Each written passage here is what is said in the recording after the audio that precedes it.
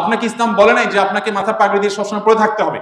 আমরা অনেকে ইসলামকে এমন একটা পর্যায়ে নিয়ে গেছি, বা ইসলাম সম্পর্কে আমাদের ধারণা হলো যে ইসলাম বোধহয় আমাদেরকে এরকম একটা নির্দিষ্ট ছাঁচে বোধহয় বেঁধে রাখতে চায়।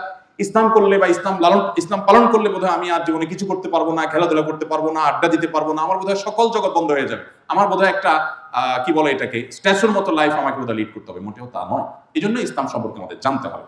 এবং 5 নম্বর যে বিষয়টি বলতে চাই তা হলো জীবনের লক্ষ্য নির্ধারণ করতে হবে। জীবনের লক্ষ্য, আপনি কেন পড়াশোনা করছেন?